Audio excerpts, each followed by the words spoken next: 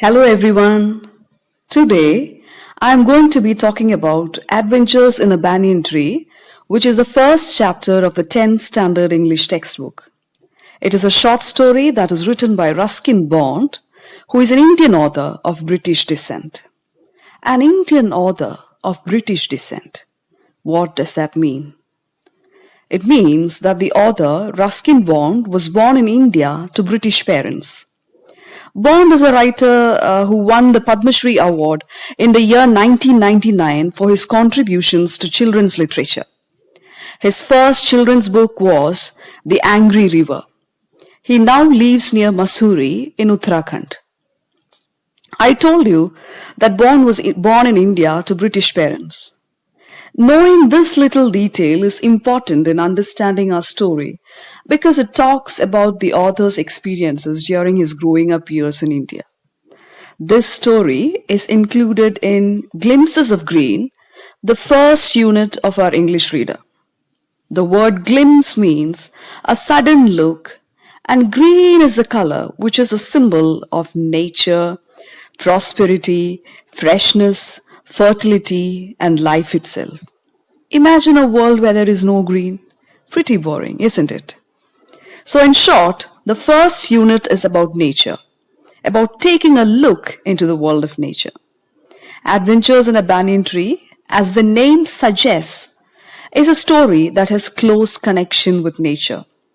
It tells us about the importance of living in harmony or unity with nature and how important a role nature can play in our lives.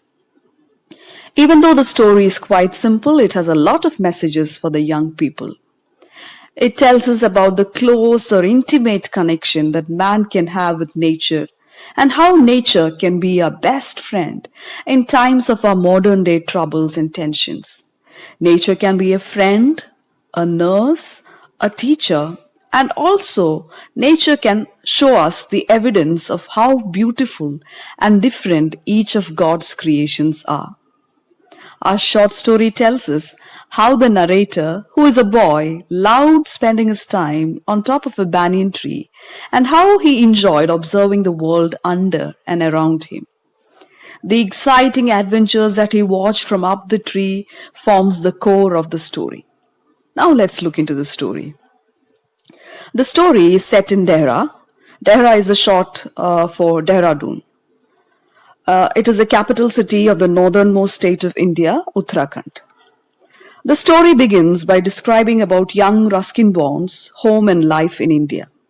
The boy Bond is the narrator of the story, and he tells us that the house and grounds of the home where he stayed in India were mainly owned by his grandfather. But the magnificent or splendid banyan tree was his. The reason why the banyan tree was the boy's was because his grandfather was a 65-year-old man who didn't want to risk his life by climbing a tree at that age. Grandmother used to make fun of grandfather about him being too old to climb the banyan tree and also speak about a certain Countess of Desmond, an English woman who lived till the age of 117 and would have lived longer if she hadn't fallen while climbing an apple tree at that age.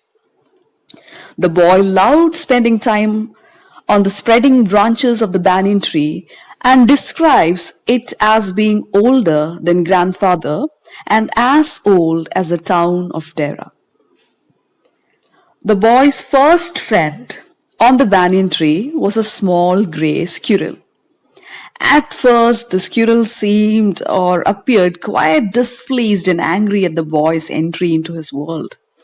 But soon after, he became friendlier when he understood that the boy was not armed with a catapult or an air gun. A catapult is a slingshot. Soon the boy was feeding the squirrel with pieces of cake and biscuit, and the squirrel grew braver and even started taking food from the boy's hands.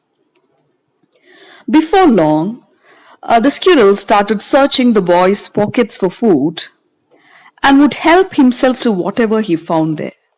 The boy thought that maybe the squirrel's friends and relatives found him foolish for trusting a human. Spring season was a time when the banyan tree would be at its best. Small red figs would grow and fill its branches, and birds of all types would gather on the branches. Birds like the red-bottomed bulbul, rosy pastors, parrots and crows who squabbled or quarreled with each other and so on. Lots of birds. The boy describes the bulbul as happy and greedy, rosy pastors as gossiping, and the crows and parrots as squabbling. Well, the boy sure seems to be a keen observer of everything around him. Think about it. Do we all pay attention to the beautiful sights and scenes around us? Or do we just ignore and pass them by? That's something to think about, right? Anyway, the banyan tree, the boy says, was the noisiest place on the road during the fig season because of all the birds that came to eat its fruit. The banyan tree became the boy's favorite place to rest, to read, and to observe the world under him. To make himself more comfortable, the boy had built a platform on which he would sit, supporting himself on the bole of the tree using cushions taken from the living room. Bole is a trunk or stem of a tree. He loved to spend his afternoons there when it wasn't too hot. Some of the books that the boy took with him up the tree to read were The Treasure Island, Huckleberry Finn, the Mowgli stories, and the novels of Edgar Rice Burroughs and Louisa May Alcott. You too should give all these books a try, because most of them fall into the category of children's classics. When the boy was not in a mood to read, he would look down at the world below, at what was happening there under him through the banyan leaves.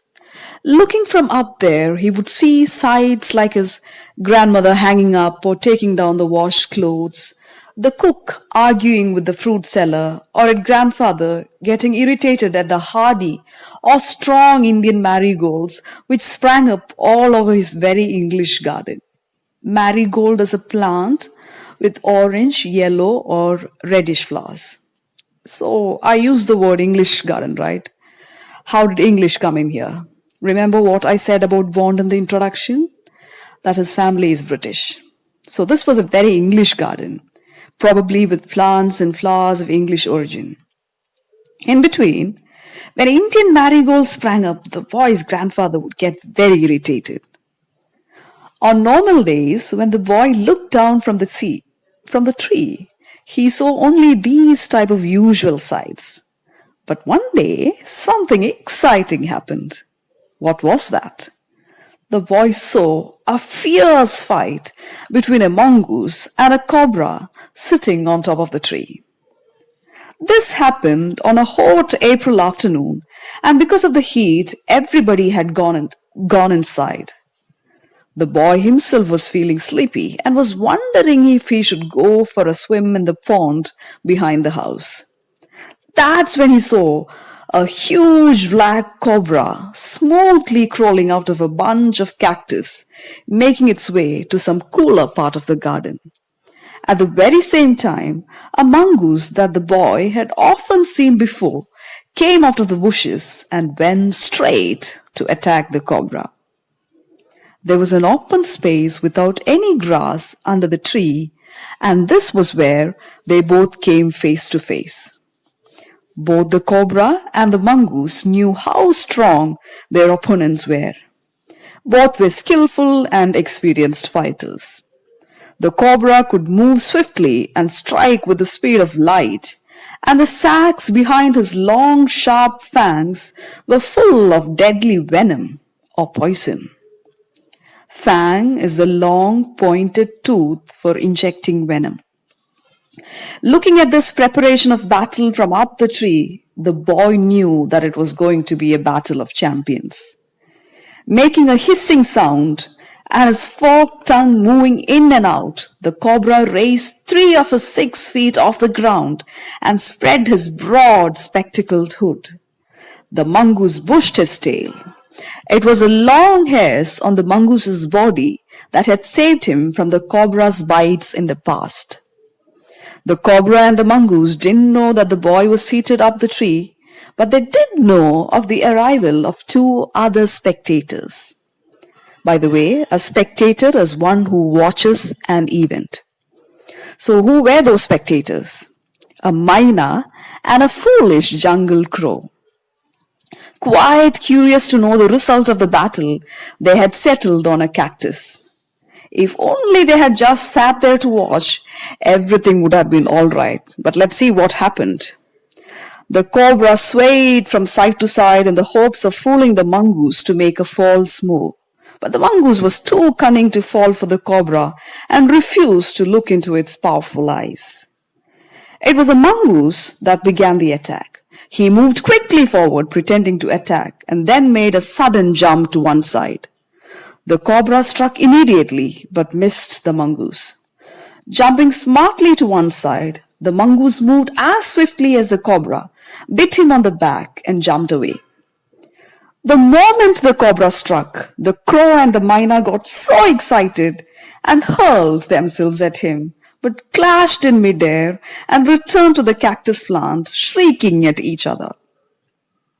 The cobra was injured by the bite of the mongoose. Once again, it struck and missed. Once again, the mongoose jumped in and bit the cobra. The two birds, the myna and the crow, went for the snake a second time, clashed against each other yet again, and returned to the cactus. The third round of fight followed in the same manner. But this time, something different happened.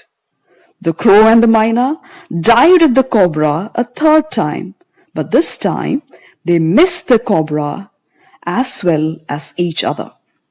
The myna flew and returned to where it sat on the cactus, but the crow was struck in mid-air by the cobra. The cobra's strike or bite was so powerful that the crow was thrown 20 feet across the garden. It lay there flapping its wings for some time, and then it became still. The myna that watched the scene decided to never again interfere in the fight between the mongoose and the cobra. The cobra was losing its strength, and the mongoose, with one quick snap, had the big snake by the snout. Snout is a large projecting nose, mouth, and jaw of an animal. The cobra twisted and turned and beat its tail violently in an attempt to escape from the grip of the cobra, but nothing worked. The mongoose did not release its mouth from the snake's head until the snake stopped to struggle. After the snake was dead, the mongoose dragged it to the nearby bushes. The myna, having seen the outcome of the fight, flew away with a shrill cry of congratulation. After the boy carefully came down from up the tree, he went inside and told his grandfather all about the fight he had seen. Grandfather was quite happy with the fact that the mongoose had won. He had encouraged the mongoose to live in the garden to keep snakes away and had fed it with leftovers from the kitchen. He purposely never tried to tame the mongoose because he felt that a wild mongoose was always better at fighting snakes than a tamed one. After this incident, the boy often saw the mongoose going around the garden, and once he saw it with an egg in its mouth and knew that it had stolen the eggs from the hens that grandmother was looking after. But the mongoose hadn't harmed the birds, and the boy was sure that his grandmother would forgive the mongoose for stealing the eggs as long as he drove off snakes from the house. The banyan tree also became the place where another interesting adventure took place. The strange case of the grey squirrel and the white rat. It was grandfather who had bought the white rat from the bazaar for 4 annas. The boy often used to take this white rat with him to the banyan tree, and it soon made a friendship with one of the squirrels there. By the way, this squirrel is not the squirrel that the boy first made friends with. This is a different squirrel. That first friend of the boy was a male squirrel, and this one is a female squirrel. So don't get confused with both the squirrels. Anyway, the white rat and this female squirrel, they would go on to picnics together among the branches of the tree. Soon after, the squirrel started building a nest And she tried building one wherever she could, like the boy's pockets, for example. When the boy went inside to change his clothes, he would find straw and grass falling out. Then one fine day, grandmother's knitting disappeared. After a long search, they found it in the hole of the banyan tree. The squirrel had taken the knitting materials. Knitting materials are materials that are used for embroidering and for stitching to build a nest for itself. So the squirrel had taken the knitting materials to build a nest for itself. And on the wool were three white baby squirrels. The boy and his grandfather were so amazed at this peculiar sight that they looked at the white baby squirrels for a long time in wonder. They were quite confused about it for some time, but when the boy mentioned the white rat's frequent visits to the tree, grandfather told the boy that the white rat must be the father of the squirrels. Grandfather also said that rats and squirrels belong to the same family, and it was possible for them to have babies. Thus, the secret of the white squirrels was revealed. So, what do you think is the message of the story? The message of the story is that nature is full of hidden surprises and wonders. And if you keep your eyes and ears open, these wonders will reveal itself to you.